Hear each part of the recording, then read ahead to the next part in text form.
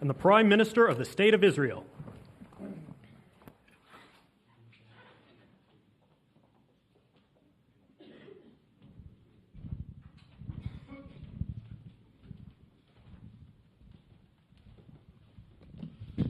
Thank you very much, everybody.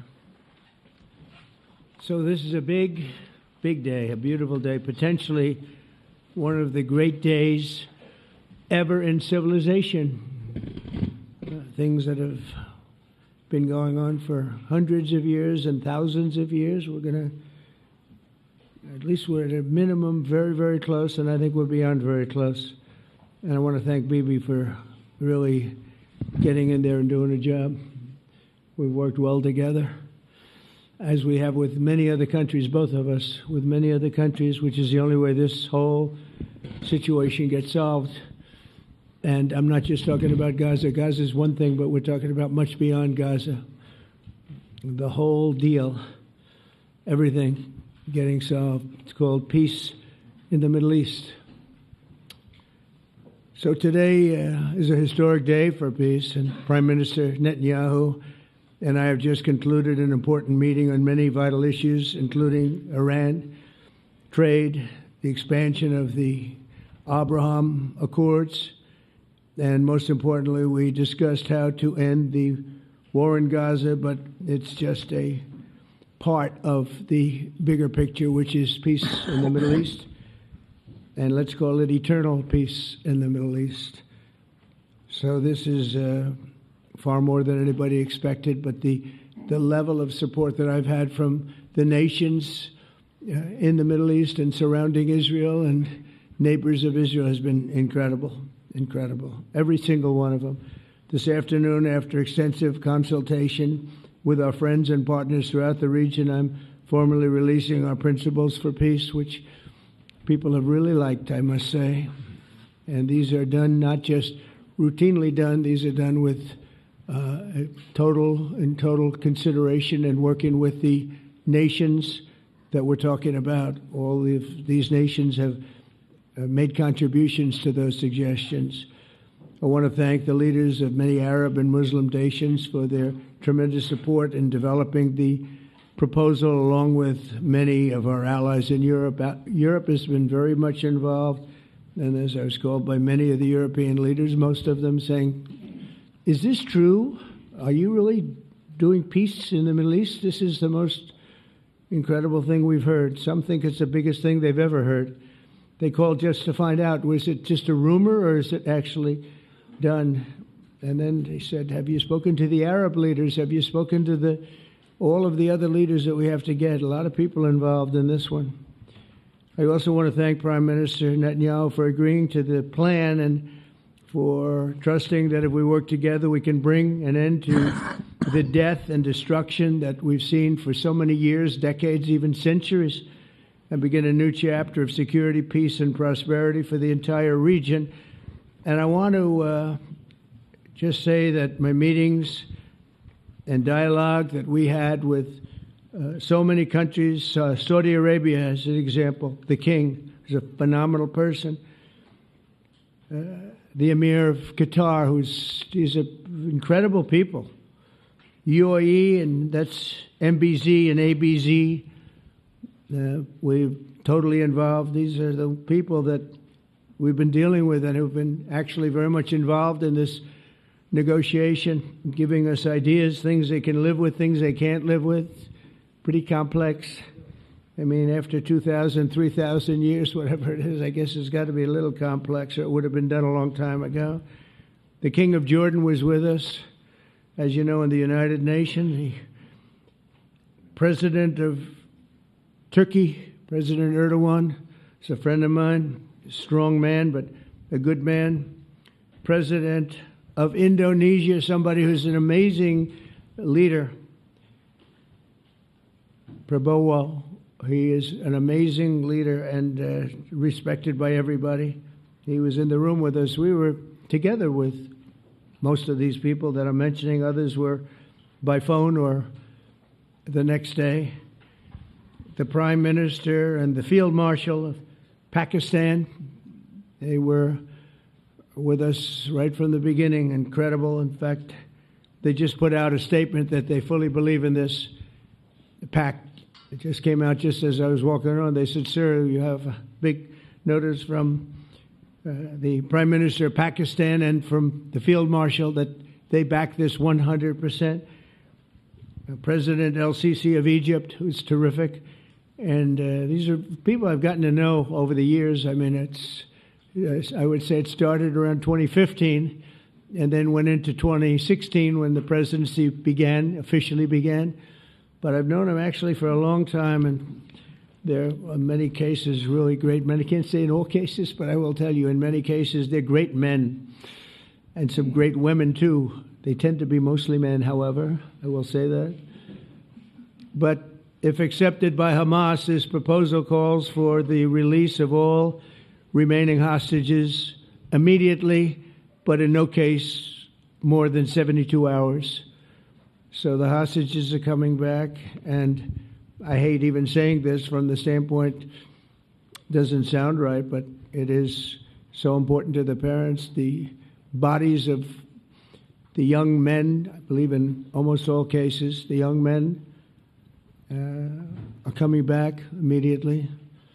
I met with parents. The parents felt as strongly about getting the body of their dead boy back as they did as though the boy were alive and well.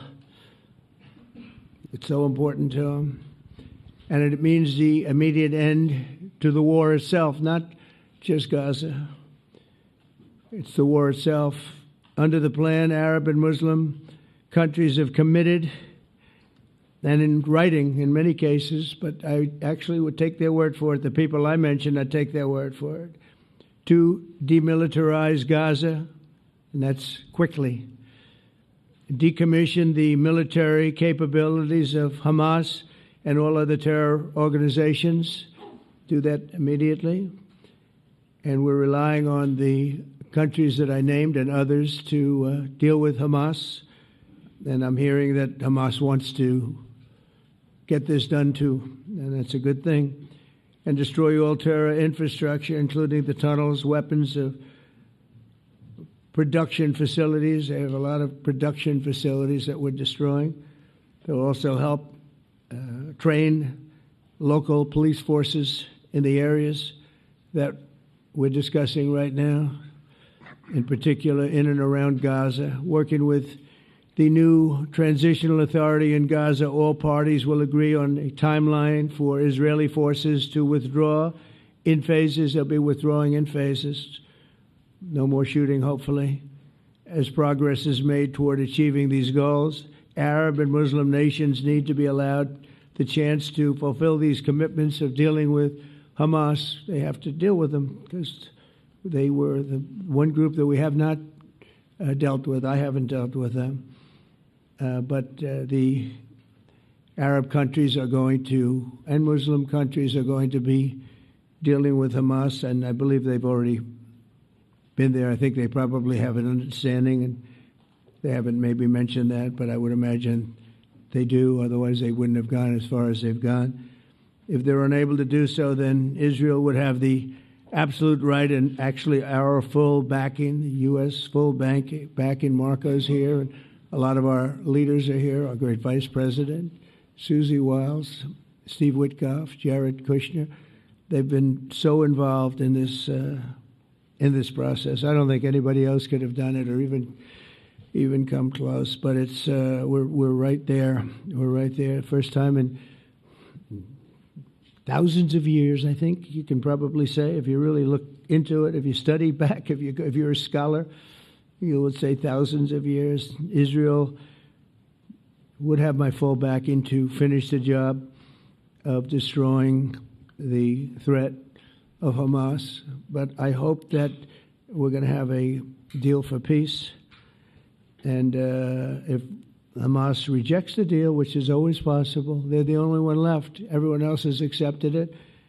But I have a feeling that we're going to have a positive answer. But if not, as you know, Bibi, you'd have our full backing to do what you would have to do. Everyone understands that the ultimate result must be the elimination of any danger posed in the region and the danger is caused by Hamas. The tyranny of terror has to end, and this is, again, something that we're looking for. This is eternity. This is for forever.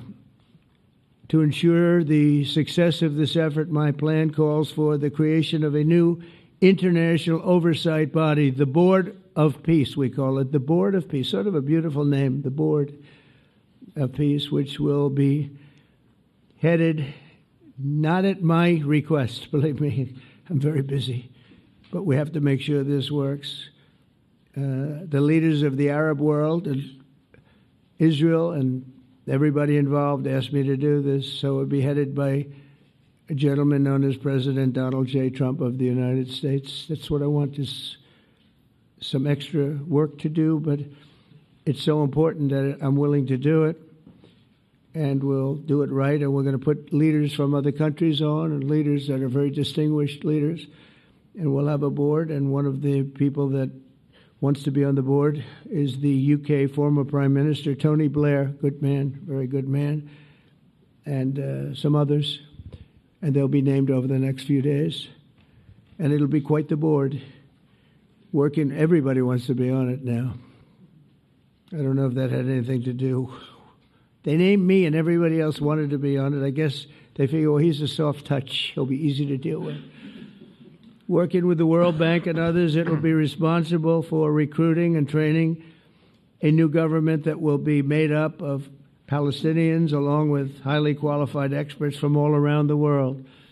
Hamas and other terrorist factions will play no role in the board, but they'll play no role in the governance of Gaza at all, directly or indirectly. As you know, thousands of Hamas leaders have been killed and soldiers have been killed.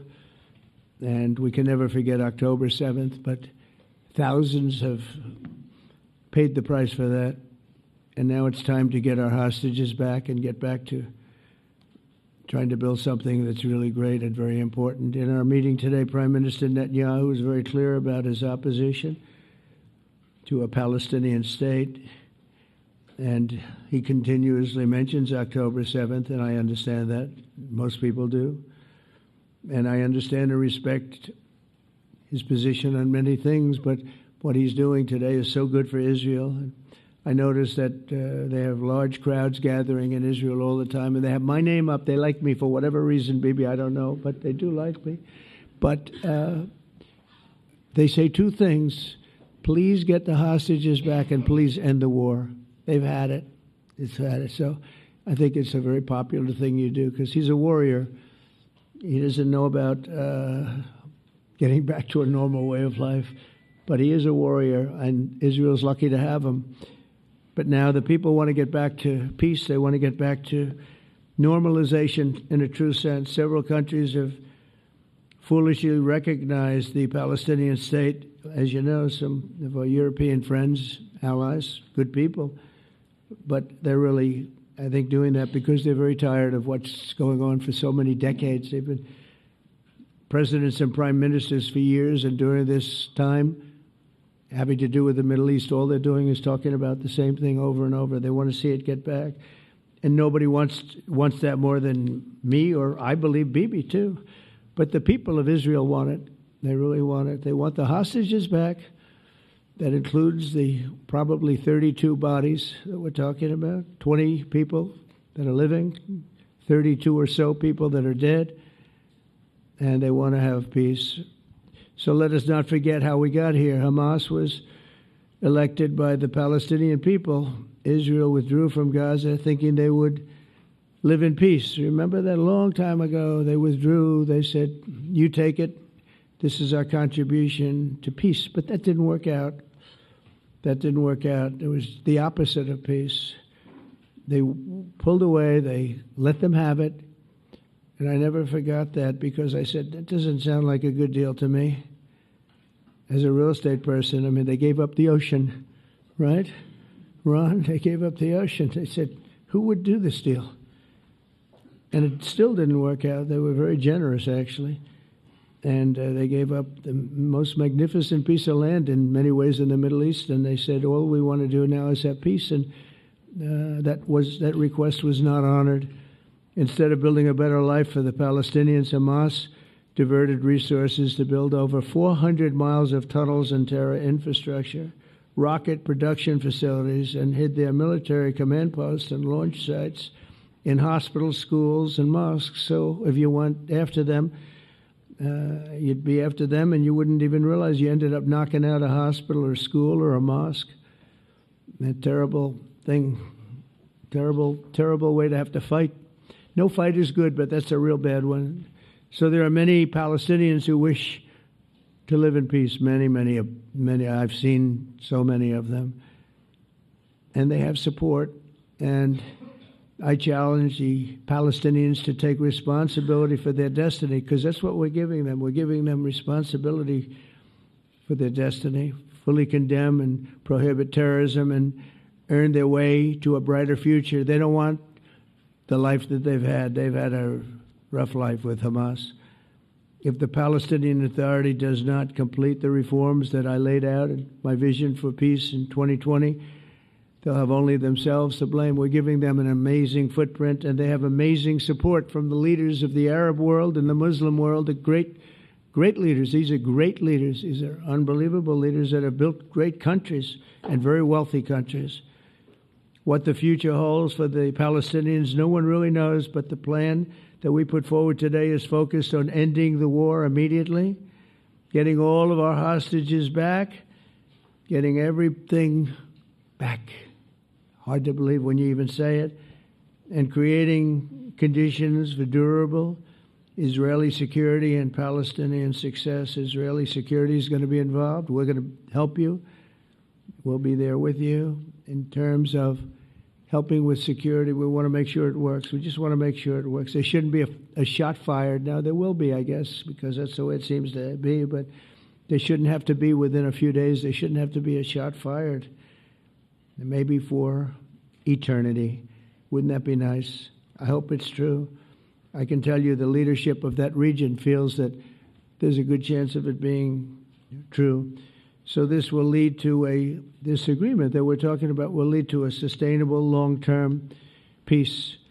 No president in history has been a greater friend of the state of Israel than I have, in addition to negotiating the Abraham Accords. I like to say it that way because the real people, that's what they call Abraham. I would say Abraham, but it's so much nicer when you say Abraham. So much more elegant. But the Abraham Accords are amazing. Jared, you did that along with your group of geniuses, and nobody thought that could be done. We have 4 countries, and Sleepy Joe Biden didn't do a thing. He didn't even know what the hell they were. He should have had them fold up. But I think this will also lead to packing them. And who knows, maybe even Iran can get in there. I hope, we hope we're going to be able to get along with Iran. I think they're going to be open to it. I really believe that. But they could be a member. I long ago said, I'll bet you at some point Iran will be a member of the Accords. And little did I realize it was going to take this turn. That was some turn we did with the B-2s. But I think they might very well be there because it's a great thing for them economically. I recognize the eternal capital of Israel. I opened the American embassy in Jerusalem. That was something that everyone said would never be done, could never be done. Virtually every president for many, many years, for decades, would campaign on making Jerusalem the capital of Israel. They campaigned on it over and over. Is that right, Steve? Is that right? Everyone, and when they got to it, and I understand why now, because it was so. When I got to office, I campaigned on it too. I said, we're going to make it. And then I'd get calls from the leaders of various countries saying, please don't do it. Please don't do it. It'll end the whole world. Please don't do it. And finally, I just didn't say anything, and I did it. People were calling me before I did it because they heard I was going to do it. And leaders of countries were calling me. And I think it was on a Thursday that I did it. And they'd call me Monday, Tuesday, Wednesday, 3-4 times a day, and I said, tell them I'll call them back on Friday. And I announced it on Thursday, and I called them back, the biggest people in the world, and they said, "You've done it." I said, "Done what?" "You've made the capital of Israel, Jerusalem, and we wanted to talk yet." I wish you called me a little sooner. Maybe I could have done something about it. So that was a lot easier than getting into an argument, because I knew what they were calling about. And you know what? It turned out to be amazing. Everybody thought it was going to lead to the end of the world, right? The end of the world, Ron, that's what they said. It didn't lead to anything. It just led to something that I promised, and something that was very, very popular for Jewish people and a lot of other people, too.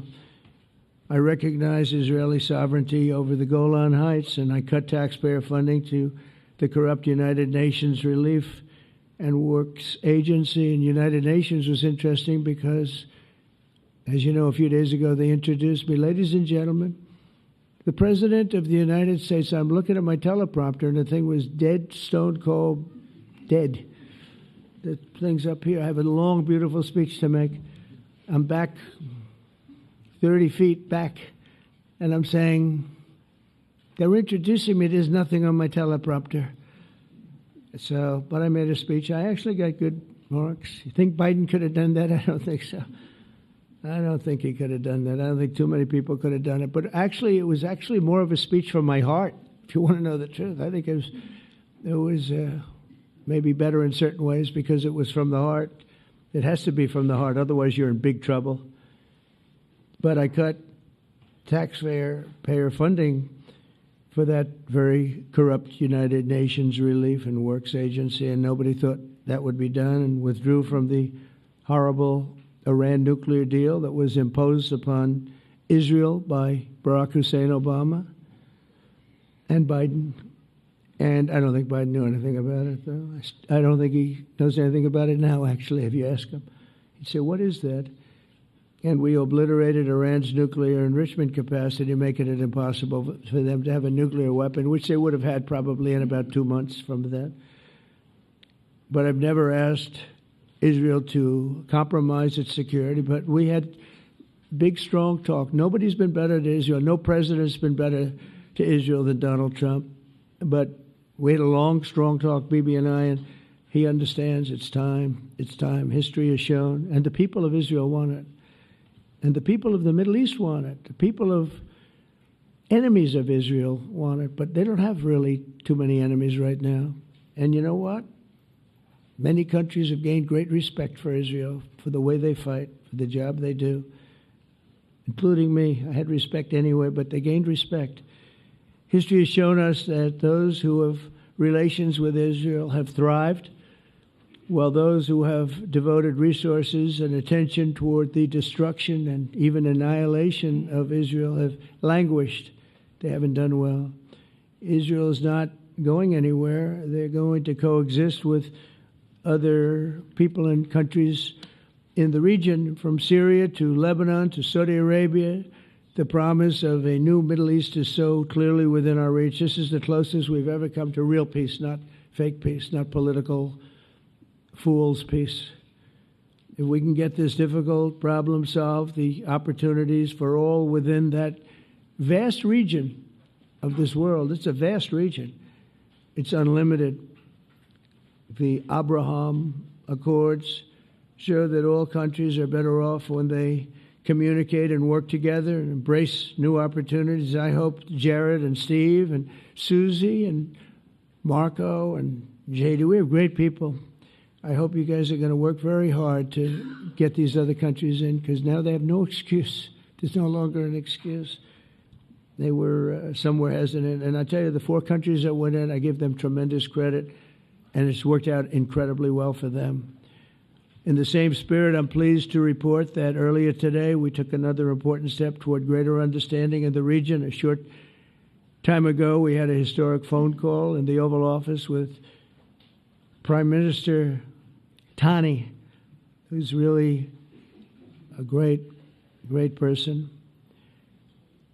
So we had a great talk, and I was on the phone, and Bibi was talking. Prime Minister Al Thani was of Qatar, was they really had a heart-to-heart conversation. It was a great conversation, I thought. It was productive. It was everything that you need to have something turn out to be successful. And I want to thank Bibi, and I want to thank the Prime Minister. It was fantastic.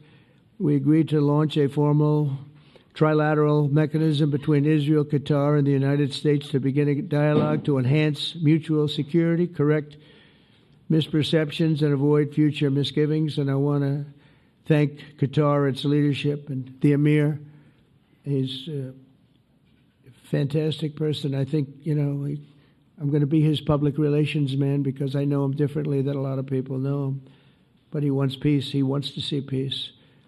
And his people, and they really acknowledge the critical role that they've played as mediator. And again, we're not quite finished. We have to get Hamas, but I think they're going to be able to do that. So now it's time for Hamas to accept the terms of the plan that we've put forward today. And again, this is a different Hamas than we were dealing with because I guess over 20,000 have been killed. Their leadership has been killed 3 times over. So you're really dealing with different people than we've been dealing with over the last 4 years, 5 years. Everyone has done their part and come to the table in good faith. Our Arab and Muslim partners are fully prepared to step up and fulfill their commitments for the benefit of the people of Gaza and the entire region. They're willing to step up and do a lot. They really are. There are a lot of good people involved. Everybody who wants to see an end to the violence and destruction should be united in calling for Hamas to accept the extremely fair proposal so that we can end the war and get us back our hostages right now and have everlasting peace. And I look forward to having relationships with everyone. As the chairman of the board, I'll be involved, and we'll have meetings with some very smart people that'll be working over there to make sure that we haven't just been wasting time with an agreement that doesn't get done. The task of building peace will not be easy. There are some of the hardest problems in the world to solve, and that's why it's been going on for so many centuries. But too many lives are at stake not to try, and this is more than a try. I mean, I think this is something that gets done when you have virtually every country, and these are powerful, powerful countries that have a lot of money, and the money can make things happen. A lot of countries try, and they don't have any money. These are very rich countries that can make things happen. So together we'll forge a much safer and more hopeful future for everybody, including Israel. And I want to thank Prime Minister Netanyahu for his partnership. And I want to thank all of the leaders, the kings and the emirs and the presidents and prime ministers, people I mentioned. And they've been absolutely fantastic to work with. And it's just happened very quickly. It's happened from a couple of weeks before I had a couple of meetings, but a couple of weeks before we went to the United Nations, and we had some incredible meetings. It all came to place. It all took place, and everybody wanted to be a part of it. I don't have anybody that's saying we don't want anything to do with it. It's just the opposite. And I'll tell you, a year ago, I don't think we would have had this kind of participation, Mr. VP, right? I don't think we would have had. It's been amazing. The participation was 100%. Everybody wants to be a part of it. And everybody, those very strong countries, everybody wants it to work. So, Bibi, congratulations on this. I think this will be your crowning achievement, frankly. If this all works out, we think it will. It's going to be your crowning achievement. And I want to thank you very much for being here. Thank you. Please. Thank you. Thank you. Mr. President, first I want to thank you for graciously hosting me once again in the White House. And second, I want to thank you for your friendship and for your leadership. From Jerusalem to Tehran, from the Golan Heights to Gaza, you've proven time and again what I've said many times. You are the greatest friend that Israel has ever had in the White House. And Mr. President, you and I both know it's not even close. While you focus at home on making America great again, your leadership abroad is changing the world for the better, ending wars, and advancing peace. I believe that today we're taking a critical step towards both ending the war in Gaza and setting the stage for dramatically advancing peace in the Middle East. And I think beyond the Middle East, in very important Muslim countries. I support your plan to end the war in Gaza, which achieves our war aims. It will bring back to Israel all our hostages, dismantle Hamas's military capabilities, end its political rule, and ensure that Gaza never again poses a threat to Israel. We would not have achieved this turning point without the courage and sacrifice of our incredibly brave soldiers. They fight like lions to defend the people of Israel, and they serve on the front line in the war between civilization and barbarism. Mr. President, when our two countries stand shoulder to shoulder, we achieve the impossible. Just a few months ago, in Operation Rising Lion and Operation Midnight Hammer, we struck a decisive blow against Iran's nuclear and ballistic missile program. Your bold decision to send those B-2s made the region safer and the world safer. Now, under your leadership, we're taking the next step to win the war and expand the peace. Your plan is consistent with the 5 principles my government set for the end of the war and the day after Hamas. Everybody asks, what is your plan for the day after Hamas? Here's our plan. Passed it in the cabinet. All our hostages, both those who are alive and those who died, all of them will return home immediately. Hamas will be disarmed. Gaza will be demilitarized. Israel will retain security responsibility, including a security perimeter for the foreseeable future. And lastly, Gaza will have a peaceful civilian administration that is run neither by Hamas nor by the Palestinian Authority. If Hamas agrees to your plan, Mr. President, the first step will be a modest withdrawal, followed by the release of all our hostages within 72 hours. The next step will be the establishment of an international body charged with fully disarming Hamas and demilitarizing Gaza. I appreciate your willingness to lead the body, Mr. President. I really appreciate it because you have a lot of things to do, and this is important. And it reflects the confidence that this will give everyone, that things will be followed up on all the commitments made. The fact that you're taking this on, I think, helps a lot to make sure that everything flows in the direction that we want. Now, if this international body succeeds, we will have permanently ended the war. Israel will conduct further withdrawals linked to the extent of disarmament and demilitarization, but will remain in the security perimeter for the foreseeable future. I think we should understand that we're giving everybody a chance to have this done peacefully, something that will achieve all our war objectives without any further bloodshed. But if Hamas rejects your plan, Mr. President, or if they supposedly accept it and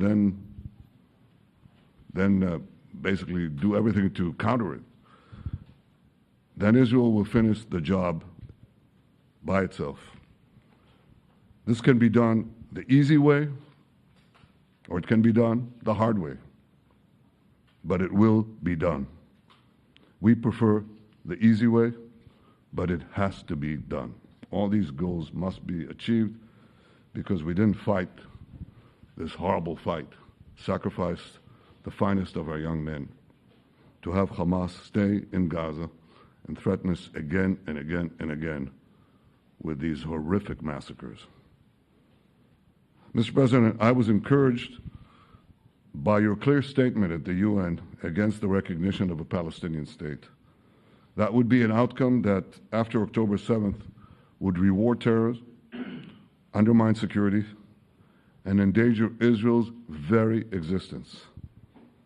As for the Palestinian Authority, I appreciate your firm position that the PA could have no role whatsoever in Gaza without undergoing a radical and genuine transformation.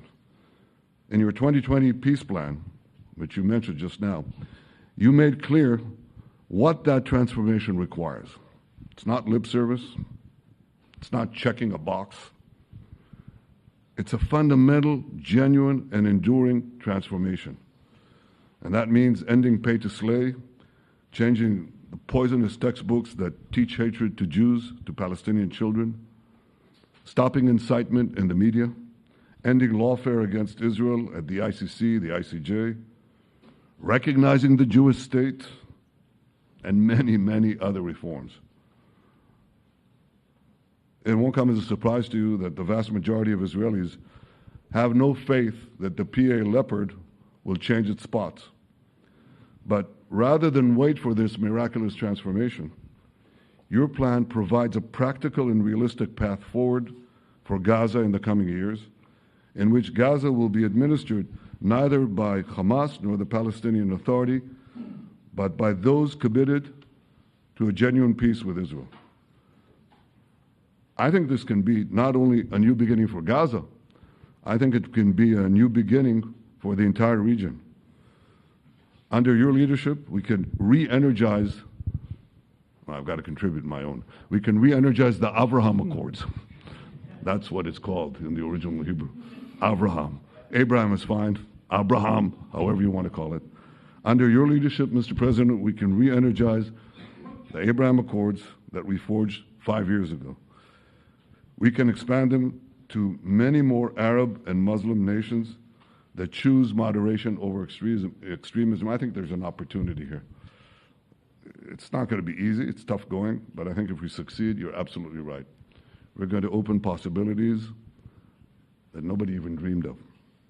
But I think we dream of them. As you've told me, Mr. President, and you've told the world many, many times, you said, remember October 7th. Remember October 7th. And we do. We will never forget the horrors of October 7th, and we will do whatever is necessary to make sure they don't happen again. Since October 7th, Israel's enemies have learned a hard truth. Those who attack us pay a heavy price, but those who partner with us advance progress and security for their peoples. President Trump just said it. It's also in the Bible. It says, those who will bless you will be blessed, and those who will curse you will be cursed. And that's actually what is happening. We want the blessings. I think we've done a lot in the past 2 years to end the curse. We're not finished, but we've done a lot. And we've done a lot together to end the curse. I want to thank your entire team for their efforts to get to this point. I especially want to thank Steve Witkoff and Jared Kushner for their indefatigable work to bring Israel and Arab states in the region closer together. I am deeply grateful to both of them for their work. We had a phone call today just to make it clear. I said to the Prime Minister of Qatar, Israel was targeting terrorists, wasn't targeting Qatar. And of course, we regretted the loss of the Qatari citizen, wasn't our target.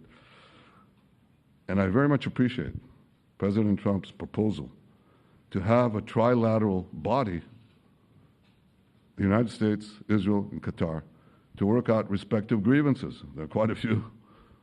But if we can try to mitigate them or put it on a different footing, I think that'll be good for everyone. Above all the people, the fine team, and many helpers who've done this, I want to thank you, Mr. President. History has already shown that under your leadership, Israel and America can change the face of the Middle East. And today I'm hopeful that your plan to end the war in Gaza will do so again and do so soon. It will free our hostages end Hamas's tyranny in Gaza, and enable a more secure and prosperous future for the peoples of our region. Thank you, Mr. President. May God bless America. May God bless Israel. May God bless the indispensable alliance between our countries. And may I add, in Hebrew, G'mal Chatima Tova, may we all be inscribed in the book of life. Thank you. Thank you very much, Bibi. So I think while we wait for these documents to be signed and get everybody in line, I think it maybe is not really appropriate to take questions. I'm meeting with, as you know, a couple of Democrats in a little while about the country, about keeping our country open. They're going to have to do some things because their ideas are not very good ones. They're very bad for our country. So we'll see how that works out. But this is something that was really historic today. This was something that was amazing. I think, Bibi, I mean, depending on you, I think while we're waiting for signatures and waiting for approvals from a lot of different countries that are involved in this, we probably shouldn't take questions? Or would you like to take a question or two from perhaps a friendly Israeli reporter, if there's such a thing? That's a very, very tough proposition. But I would think, Mr. President, that I would go by your instinct that this is, we'll have enough time for questions. Let's settle the issue first, I think. No. Thank you very much, everybody. Thank you.